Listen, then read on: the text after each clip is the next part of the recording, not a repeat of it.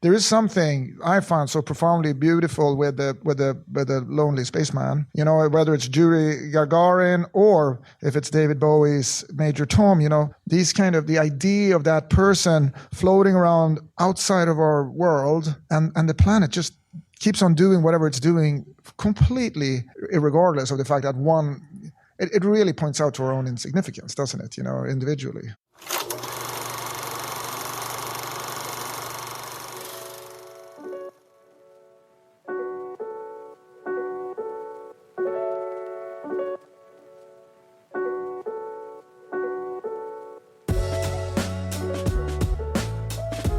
Hello, and welcome back to The Director's Cut, brought to you by the Directors Guild of America. In this episode, a lone astronaut grows concerned about the life he left behind on Earth in director Johan Renck's sci-fi drama, Spaceman. The film tells the story of Jakub, an astronaut on a solo mission at the edge of the solar system. Increasingly concerned with the life he left behind, he sets out to fix his marriage with the help of a mysterious, timeless creature living in the bowels of his ship. In addition to Spaceman, Renck's other directorial credits include the feature film Downloading Nancy and episodes of Bloodline, Halt and Catch Fire, Bates Motel, Vikings, Breaking Bad, and The Walking Dead. He won the 2019 DGA Award for Outstanding Directorial Achievement in Movies for Television and Limited Series for his miniseries, Chernobyl. Following a screening of the film at the DGA Theater in New York, Renck spoke with director Crystal Moselle about filming Spaceman. Listen on for their spoiler-filled conversation.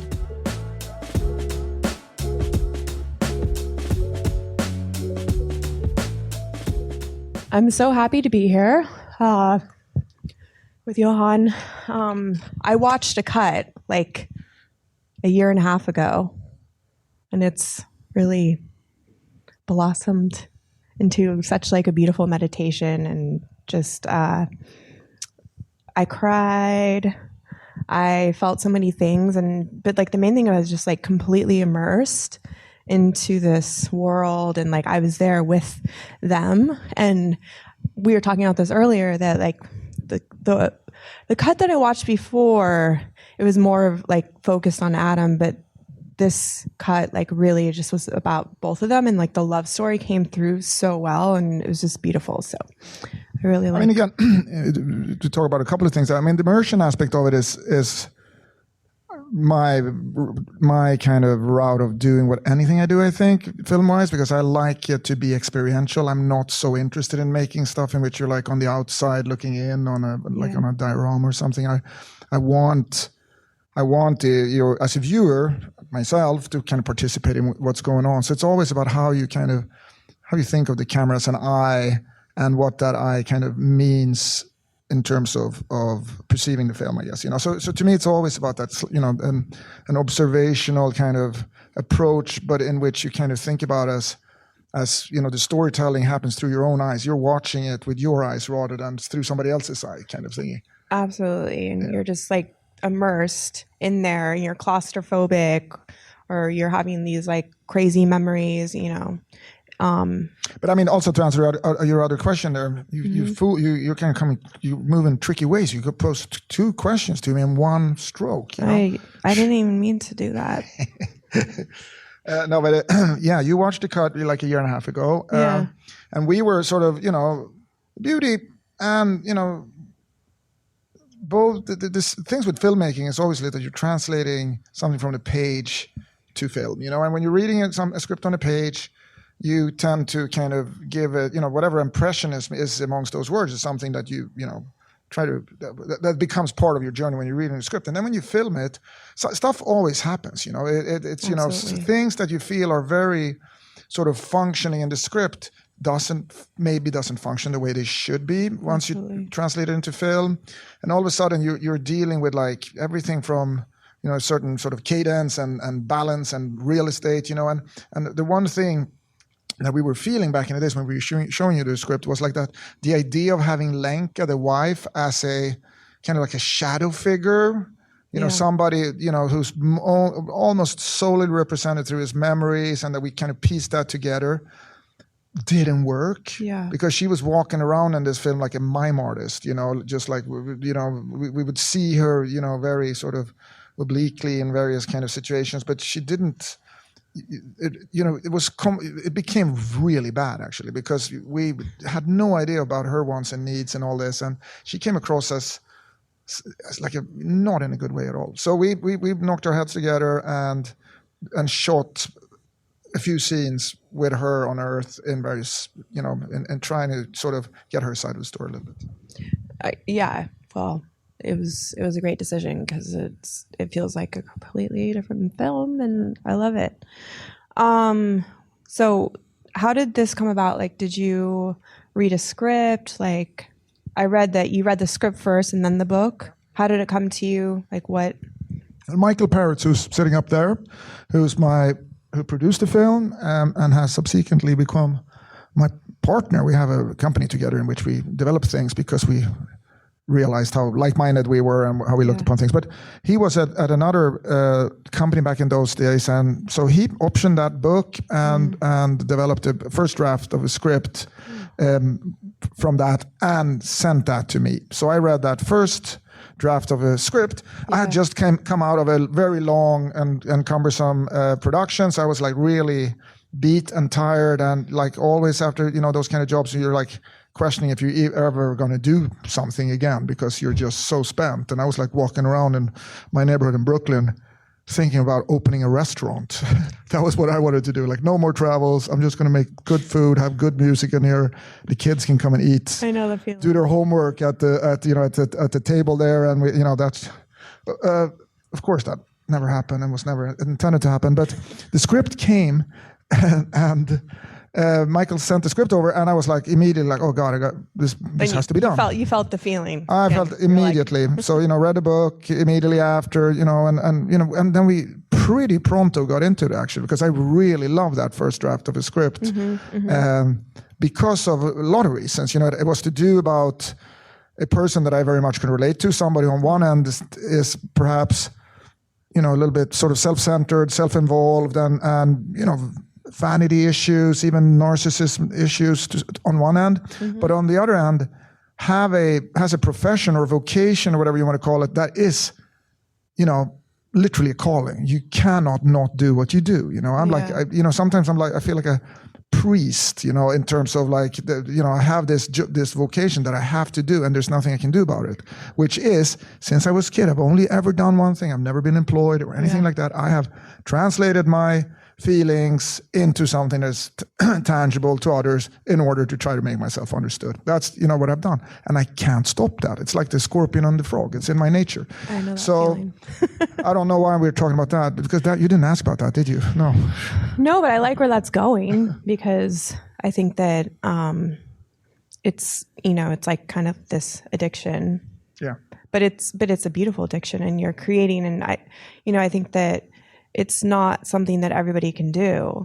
It's a beautiful addiction, but it also has a price and has a cost, primarily in terms of your relationship.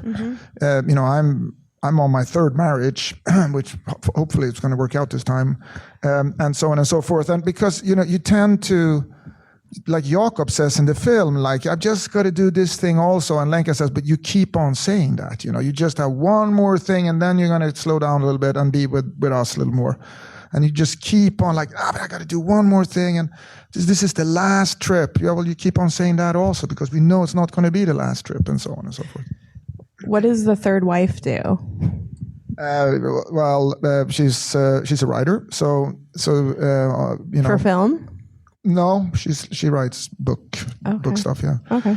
But also, I'm a very different person since meeting her for several reasons, and we also have 4 small children, so there's no room for any of I don't have time to think about myself anymore, which is great, to be honest. Yeah. I spent too many years being, suffering from being a little too much self-involved in various ways. But you look back on it and you go like, that's the beauty of life. You live, you learn, you become something else. Well, I mean, congrats on the self-awareness. I think that's important. Yeah. No, but again, yes. It's just a balance, isn't it? It is, and it's hard, but yeah. Okay, so I did really like I read in the press notes about how, like, you know, you focus too much on the things you care about and neglect the people around you. And that's just like, I mean, you obviously just talked about that, but that's something that I really connect with personally as a filmmaker, because we have this vision and we kind of step into it and then nothing else matters. So, I mean, it's 100% like that. And with this particular job, because it's so taxing, it's so difficult, to be honest.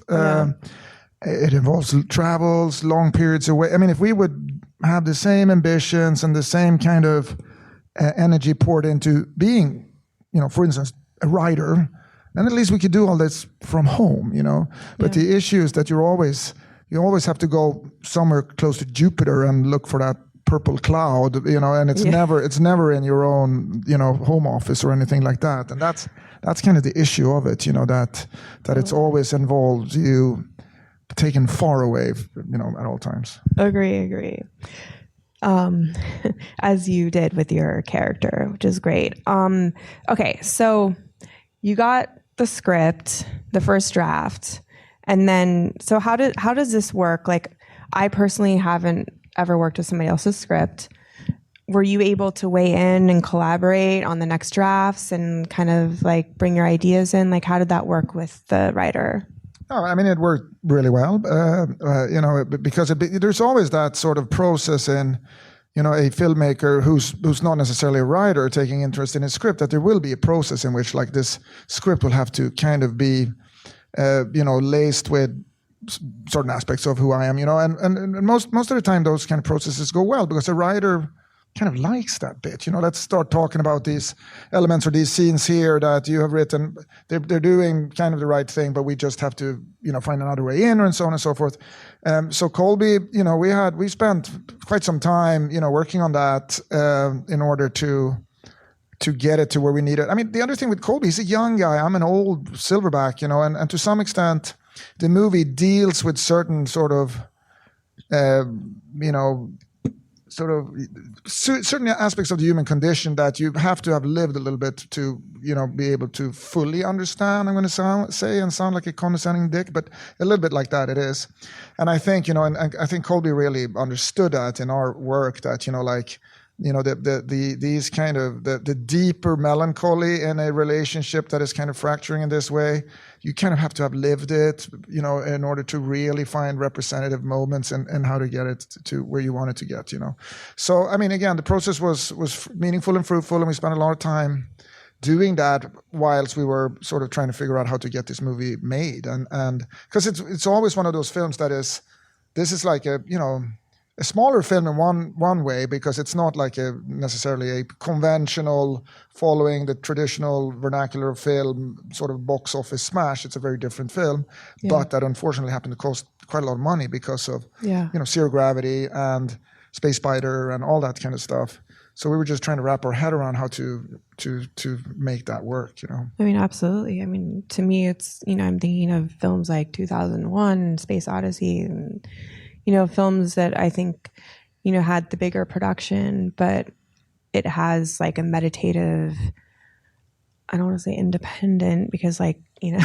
Yeah, but I mean, I see what you're saying. Yeah, it, you know, it felt like a smaller, more like, you know, the relationships, it's just about a relationship, you know. Yeah. So, no, but it was very much like that. And in some ways, that's like almost an impossible equation. Making films is really expensive on the onset. Mm-hmm. And as soon as you have, you know, any frills of any kind, it you know, exponentially becomes more so, you know. And this, so a film like this it's very, very hard to do in a sort of in an indie configuration, you know. Yeah. Because then what you have to do then is completely rewrite the film. Then you have to say, like, no, he's not on a spaceship. He's on a solo sail mission across the Pacific, you know. And then it becomes then you've seen that exactly, and then it also becomes a very different film, you know. Because you know, again, there is something I found so profoundly beautiful with the lonely spaceman, you know, whether it's Yuri Gagarin or if it's David Bowie's Major Tom, you know,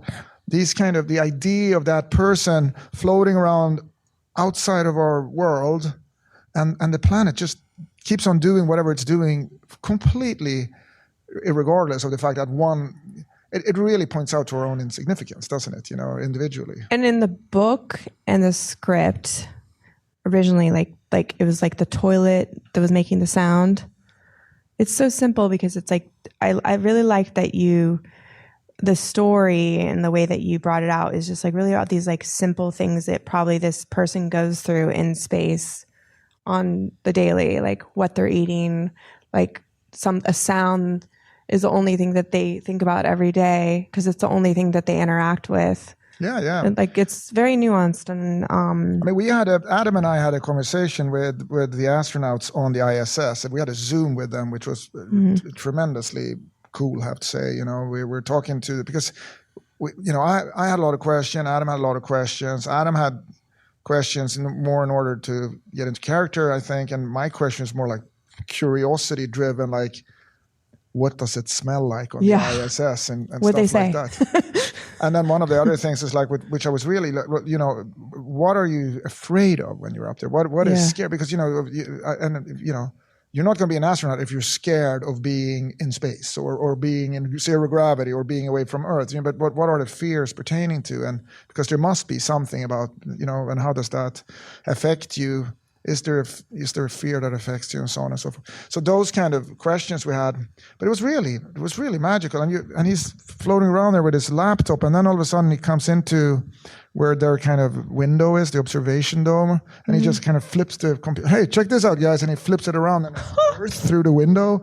And I think both Adam and I go, like this kind of this vertigo feeling of like at that instant, obviously with a few seconds delay, I guess, but he's there, turning his computer to Earth, and we see the U.S. and all that kind of stuff. It's so mind blowing because it's when you're up in space, and all of a sudden the days don't matter anymore, and then does the human body, like, is it meant to be on Earth, or do you? It is. Like.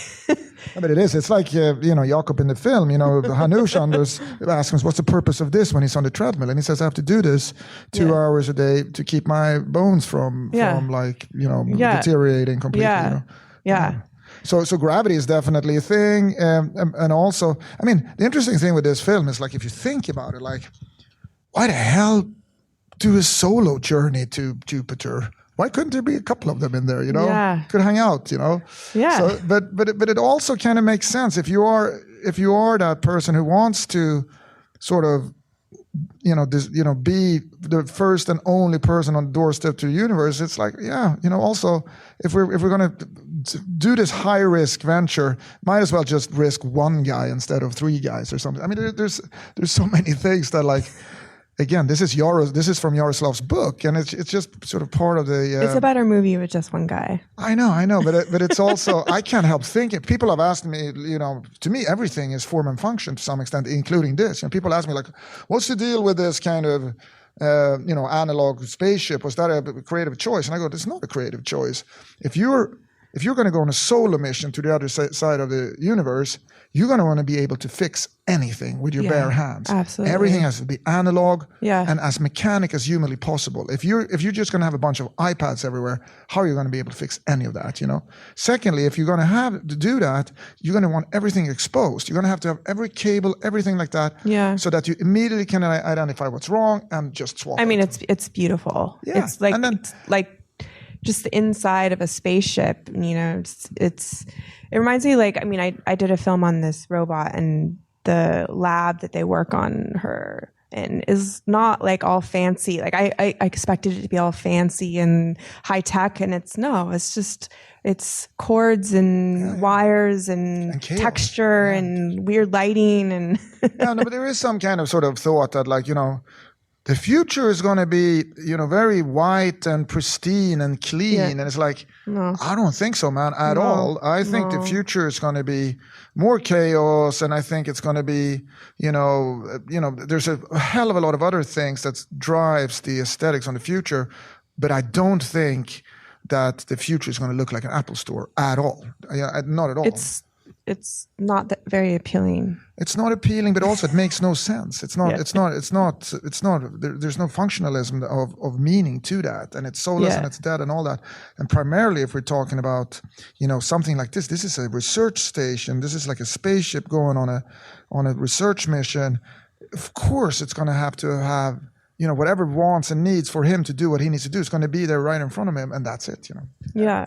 These are kind of, you nerd into stuff like that. And Johan Renck, who's my production designer, who I worked with forever, we kind of get into this stuff very deeply. On one end, sort of the essence and the soul of it. What's the form and function of this? Yeah. You start there. You don't start with saying like, what is this spaceship going to look like? It doesn't fucking work like that at all. You start with like, what is this? Yeah. And why? And how does it function?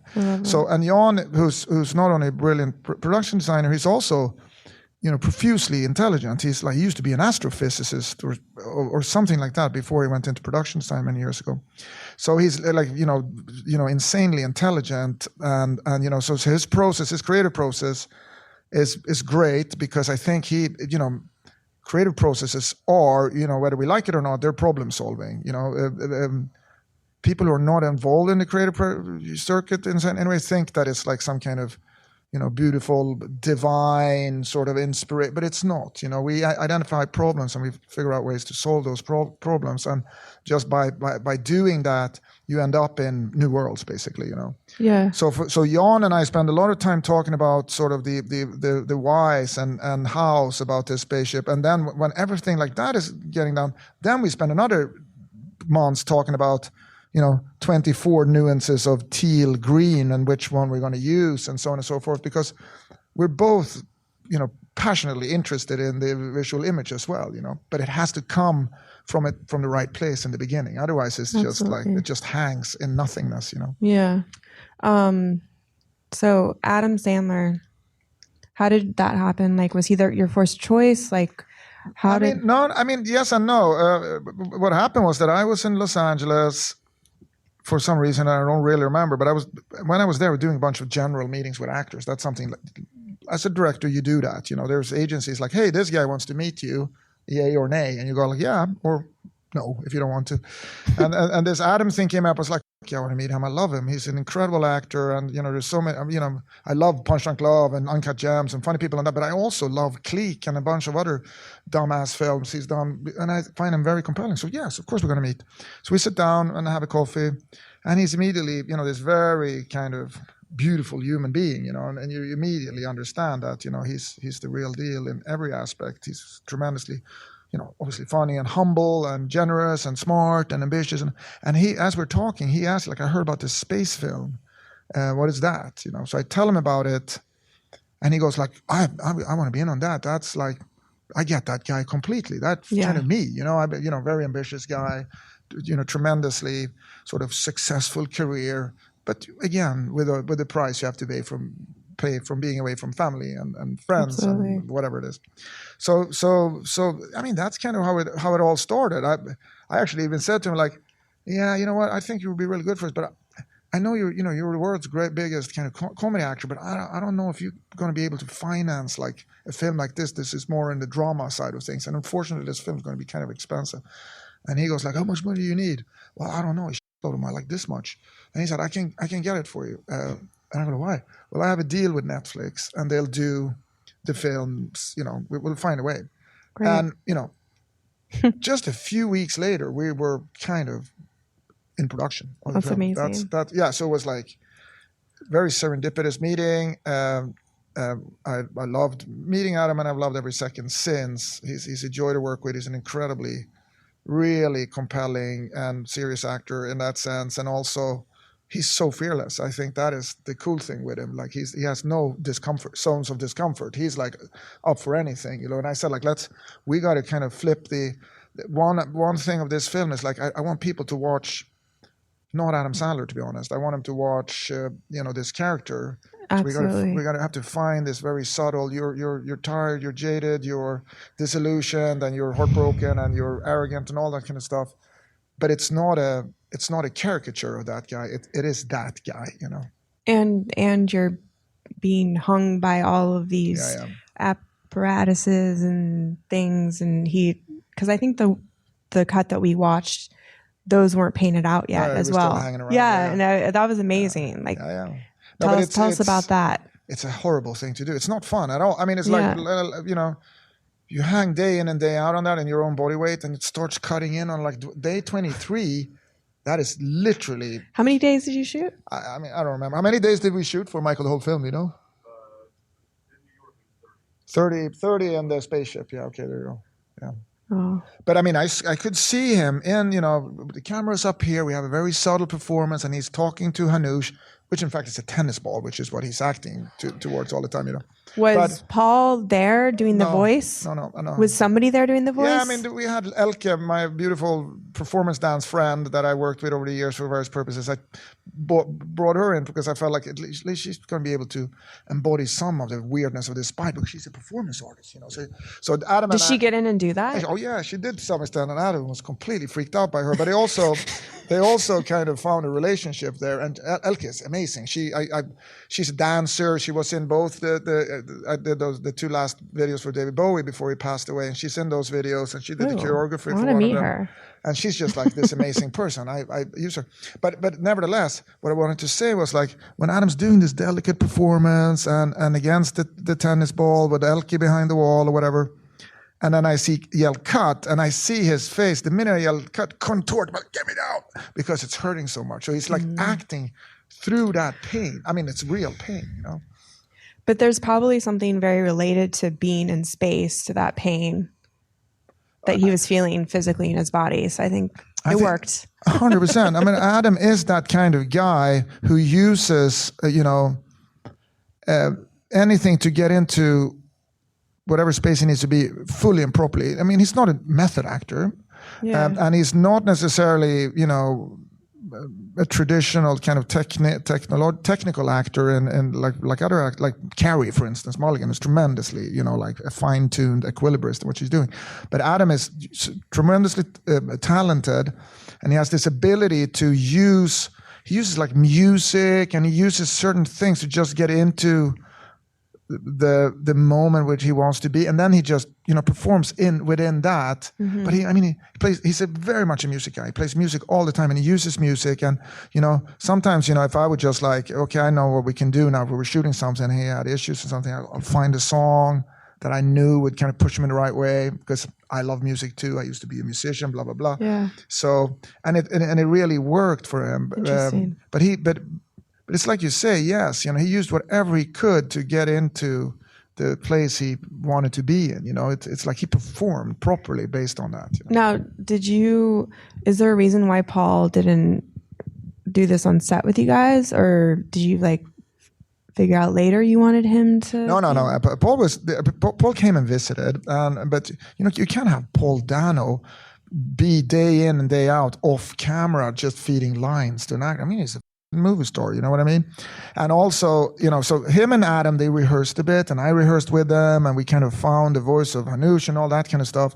And then, it becomes a contractual thing that we have like X amount of kind of ADR sessions with Paul to do it. And the way to do that is like, we can only do this when the movie is cut, and when Paul can be in the studio and act against Adam on the screen, and, because, I mean, if Paul Dano was going to be on set for 30 days just feeding lines to Adam, and then, on top of that also come and do, numerous sessions of ADR, because one thing with these kind of CG, animated character in general, is like you can rewrite them endlessly, which we also did, It would be much better if Hanush's butt instead of if, or something like that. And you rewrite that, and then you have to reanimate it, and then you have to call in Paul to do that again. So, I mean, I think that Hanush could be many different things, whether it's, the ego inside your head, or an actual alien, or he's tripping out, and, who is he to you? I mean, he's 100% real. He's a creature from the beginning of time. Yeah. Who is, and being a creature of that kind of evolutionary sort of time span, he's not really he assumes whatever physical form he needs. He's incomprehensible to us. You know what I mean? Yeah. So in order to, to be slightly feasible to Jakub, he assumes a form that he thinks is some, this will make sense to our guy. I mean, we talked about that the other day actually with somebody else. Because there is a moment in the film when Jakub has this nightmare and the spider is kind of poking out his nose and all that kind of stuff. And I said, and to me that's always been like, well, Hanusha's been observing him for a few days on this ship, and while he's been poking around in his head, he left an imprint of a spider, and that's why he has the nightmare of it. And this other person said, no, that's not what happened. What happened is that he has a nightmare of spiders. And Hanush notices that he has this kind of relationship and fear and respect for spiders. So he thinks that this is the form I should assume it from. So again, it's obviously up to each and everybody. But Hanush is real. There's a moment in which he, when in the early moments of their meeting, that he sneezes on his help, so he gets like this mucus on his visor, and he wipes it and he looks at it. I remember that. And as he does that, Hanush says, "Oh, you wish to know if I'm real?" And Jakub looks at the mucus and says, "Are you?" And Hanush says, "Yes, I'm as real as you are." Yeah. And no, he has to be real, because you can't make him. The movie becomes utterly pointless if it's just like a dream, doesn't it? To some extent. Obviously, for me, that's what it is. And for Paul, you're for grounded. Paul also. Yeah. For Paul was so. He said to me earlier, "Dude, just so we don't have any kind of misunderstanding here, I'm real, right?" And I go, "Yeah, of course you're real. Yeah, because I'm not going to play. I can't play a fantasy figure. No, you're not. You're real. Don't worry about it. You are. You exist, Paul." You exist. 5 minutes. Okay. Do you believe in aliens? I mean, of course. I mean, we live in an almost infinite universe with trillions and trillions of stars, and just the pure math of saying that the propensity for life somewhere in the universe based on this is pretty high. Yeah. I don't ever believe that they would have been here, because it's kind of impossible. The closest star is 4 light years away. There's just the energy just to travel from here to the closest star is more energy than the humans have consumed in their entire existence. You know what I mean? What about bending space? What about fair enough, teleportation? Moving through No, I agree with that, but that may be the case. But I also think we kind of have to assume whatever evolutionary process had taken place on another planet kind of would have followed, I guess, similar to ours. Meaning that it took a couple of billion years for life to even happen, and then another 2 billion years for life to actually become multicellular and all that kind of stuff. What the fuck do I know? But again, I think yes, that there are extraterrestrial beings somewhere out there. Okay, and then I have 2 more questions. So. Do it. What do you like about making a film? Like this specific film? What was your favorite part? Where you're thriving and I love this shit. I mean, this film was really frustrating to make, because every day, on those first 30 days in the spaceship, every day I came home with only half a film. I came home with Adam's performances and then plate shots of a wall. And that became increasingly frustrating for me, because you normally come home with 2 sides of the dance and this great performance, and you walk into the next day knowing this is going to be so great, and I know where this is going. But it literally became nightmarish almost, to deal with that. And I, on one end I saw Adams and I saw his performances and all that, and I thought it was amazing. But at the same time also, there was these wires everywhere that we have to paint out. It's the opposite of coming home with something that it's not even baked, 10% baked. Normally you come home with 75% baked stuff. You have to paint out a car over there, but you have both sides of it, and there's no blue screens or anything like that. So on one end was frustrating. But the other thing with me is that I really like when it's tremendously difficult and impossible. That's kind of my favorite place to be. It's I have no idea what I'm doing right now. That is my favorite place to be. And I think, with any project I do, I always tend to pick projects which are very, very far from the latest thing you've done. And I've never done zero gravity. I've never done animated characters. I've never done this type of tonality in language and so on and so forth. So to me, it was just like I love being in that unknown, out on this very thin ice, and I have no idea what I'm doing, but I love it, and that's where I thrive. So what's your next thing going to be? I mean, it's going to be very opposite to this. It's a film. We're just sort of laying the finishing touches on a film that we're shooting later this year, which is about Saddam Hussein's last 6 months in prison before his execution, and the relationship he developed with the 12 young American MPs who were guarding him. And it became almost this kind of reversed Stockholm syndrome, kind of strange psychodrama between this very kind of charismatic, manipulative lunatic that is Saddam Hussein and these young, susceptible men who are kind of looking for a role model and so on and so forth. And they go very close, uncomfortably close even. And it's a very, very, very compelling book called The Prisoner in His Palace that deals with this, and I've interviewed all these participants, and we optioned that and have written with Darby Keeley, a fantastic writer, a really compelling, intense. It's like a prison movie. It's a little bit of Silence of the Lambs. It's a little bit of, I don't know what, And so everything, this is going on in one of Saddam Hussein's son's palaces. This is where he's kept prison. Wow. In Camp Victory, which is this big kind of American camp in Baghdad. And outside these walls is like a Hieronymus Bosch painting of the sectarian violence and all this, the collapse of the Iraqi society based on this invasion, on the idea of these WMDs that weren't there and so on. So it's a really compelling sort of two-hander basically between Saddam Hussein and this young soldier who's going to be played by Barry Keoghan, who plays the lead of these guys. I love him. He's great. Yeah. Oh, he's great. Yeah. Fantastic. Yeah. Wait, who's playing Saddam? I don't know. Anybody? Any takers? No, but we're I mean, my idea is like kind of to find the Egyptian Anthony Hopkins, or the sort of something like that, some of the sort of Muslim culture, somebody who speaks the language. I'm gonna. You got some ideas? Yeah. I love it. Toss him over. He needs to be around 65 years old, phenomenal actor, intense, and obviously great. So, Yeah. I love this game. I realize everybody loves this game, though. Oh, yeah, of course. What do you mean? It's the I thought it was just me at one point, and then I was like, no. everybody loves the game of casting. Yes, it's the best. So that sounds really incredible. I mean, a big shift, and yeah.